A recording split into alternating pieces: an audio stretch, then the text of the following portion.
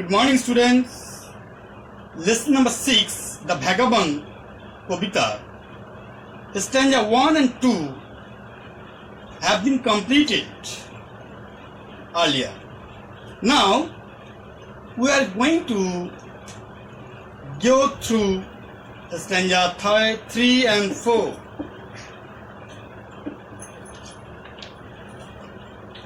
Before beginning stanza 3 and 4, we revise stanza 1 and 2. In stanza 1, the poet says, "Give me the life that I like. Give me the life that I like." আমাকে সেই জীবন দান করো যে জীবন আমি ভালোবাসি। আর আমার পাশ থেকে একটা নদী বয়ে যাক, আমার মাথার উপরে আনন্দ উজ্জ্বল নীল আকাশ থাকুক, আর আমার কাছ থেকে রাস্তা চলে যাক, আর ঝোপের মধ্যে জঙ্গলের মধ্যে বিছানা পাতা থাক, যেখানে শায়িত হয়ে আমি নক্ষত্ররাজ পর্যবেক্ষণ করব, আর সমুদ্রে নদীর জলে রুটি ডুবিয়ে ভিজিয়ে খাবো। আর হচ্ছে that is the life for a man like me. আমার মতো মানুষের এটাই জীবন, এবং এটাই হবে চিরন্তন জীবন। এটা হলো স্ট্যান্জা 1। স্ট্যান্জা 2তে বলা হচ্ছে, আমার পুরো আঘাত আসুক, যে শীঘ্র অথবা বিলম্বে আসুক আঘাত। Let what will be offer me, আমার উপর যা হওয়ার হয়ে যায়। আমাকে দাও পৃথিবীর মুখ দেখতে, আর আমার সামনে দিয়ে রাস্তা চলে যাক, আর আমি খুঁজি না সম্পদ, আশা, ভালোবাসা। আমি খুঁজি শুধু আমার মাথার উপরে নীল আকাশ, আর আমার নিচে দিয়ে রাস্তা, আমার পায়ের তলা দিয়ে রাস্তা চলে যায়। এইটা ছিল স্ট্যান্জা 2। তাহলে স্ট্যান্জা 1 আর 2 আমরা রিভাইজ দিলাম। এবার আমরা চলে যাব স্ট্যান্জা 3 and 4. Now come to the stanza 3. Or let autumn fall on me. আমার উপরে শরৎকাল পড়ুক, আসুক, শরৎ আসুক আমার উপরে। Where afield I linger, যেখানে মাঠে আমি লিঙ্গার মানে কিছুক্ষণ অবস্থান করব, যেখানে মাঠে আমি কিছুক্ষণ অবস্থান করব।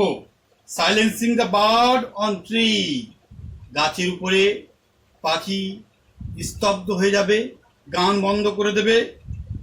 Biting the blue finger, biting the blue finger, biting মানে কামড়, নীল আঙুলের কামড়, আঙুলে কামড় দিচ্ছে কে? শীত কামড়, সাধারণত শীতের কামড় বলি। শীত যখন জাঁকিয়ে পড়ে তখন আমাদের খুব শীত অনুভব করি, আমরা বলি শীতের কামড় বলি। কামড় বলে তো কিছু হয় না অ্যাকচুয়ালি, কিন্তু কামড়ালে যেমন মানুষের কষ্ট হয়, শীতের দাপটে সেরকম মানুষের কষ্ট হচ্ছে, সেই কারণে শীতের কামড় বলা হয়। তাহলে এখানে অটামের পরে কিন্তু লেট অটাম আছে। অটাম মানে হেমন্ত, অটাম মানে শরৎকাল, লেট অটাম হেমন্তকাল। শরৎ হেমন্ত, তারপর শীত, কিন্তু সাধারণত আমরা হেমন্তকে উপলব্ধি করতে পারি না, সেই কারণে এখানে শরতের পরে শীতের কথা বলা হয়েছে। বাইটিং দ্য ব্লু ফিঙ্গার, নীল আঙুলের কামড়, আঙুলের শীতের কামড়। White as milk the first field, first field তুষার আবৃত মা, এটা দেখাচ্ছে কেমন না দানা শস্যের মতো সাদা। হোয়াইট অ্যাজ মিল, দানা শস্যের মতো সাদা। দ্য ফার্স্ট ফিল্ড, তুষার আবৃত মাঠ। ওয়ার্ম দ্য ফায়ারসাইড হ্যাভেন, ওয়ার্ম উষ্ণ, দ্য ফায়ারসাইড চুল্লি, হ্যাভেন মানে নিরাপদ জায়গা। তাহলে চুল্লির উষ্ণতা তার নিরাপদ জায়গা, চুল্লির উষ্ণতা নিরাপদ জায়গা, যাই চুল্লির উষ্ণতা কবি বলছেন। আর HAVEN হ্যাভেন মানে নিরাপদ জায়গা। HEAVEN হেভেন স্বর্গ, বা এখানে নীল আকাশ বলা হয়েছে। Not to autumn will I ill, আমি শরতের কাছে আত্মসমর্পণ করব না। নট টু উইন্টার ইভেন, এমনকি শীতের কাছেও না। স্ট্যান্জা 3 completed. Now come to the stanza 4. Let the blow fall soon or late. আমার উপরে আঘাত আসুক, সে শীঘ্র অথবা বিলম্বে। Let what will be over me, আমার উপরে যা হওয়ার হোক।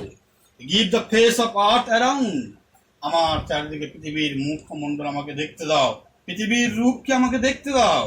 and the road before me, আমার সামনে দিয়ে রাস্তা চলে যাক।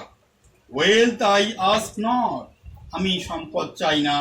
hope nor love, আশা চাই না, ভালোবাসা চাই না। nor a friend to know me, কোনো বন্ধু আমাকে জানুক সেটাও আমি চাই না। all I ask, আমি যা চাই, the heaven above, আমার মাথার উপরে নীল আকাশ, and the road below me, আমার পায়ের তলা দিয়ে রাস্তা চলে যাক, এটাই আমি চাই। কবি এখানে এই যে fourth স্ট্যাঞ্জা is the same as the second stanza, তাহলে কবি the poet repeated the stanza second in place of stanza 4, তাহলে কবি এখানে রিপিট করলেন, বারংবার পুনরায় বললেন কেন না, the poet wants to emphasize, the poet wants to emphasize, কবি জোর দিতে চান his opinion, তার মতামতের উপরে, his expression, তার বক্তব্যের উপরে। কবি যা চান, what the poet wants, কবি যা চান তার উপরে কবি জোর দেওয়ার জন্য এখানে এই ফোর্থ প্যারাকে সেকেন্ড প্যারা ফোর্থ পারা, সেকেন্ড প্যারায় যা বলেছেন ফোর্থ প্যারা আবার তাই বলেছেন, এই জন্য কবি জোর দিয়েছেন তার মতামতের উপরে, সেই জন্য তিনি রিপিট করেছেন। কথা বুঝতে পেরেছ? তাহলে আমরা দ্য ভ্যাগাবন্ড কবিতাটি শেষ করলাম আপাতত। এবারে আমরা এর পরের ক্লাসে আমরা চলে যাব অ্যাক্টিভিটির কাজগুলো করব।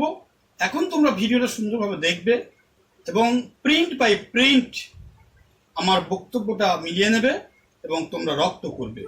Thank you, have a good day.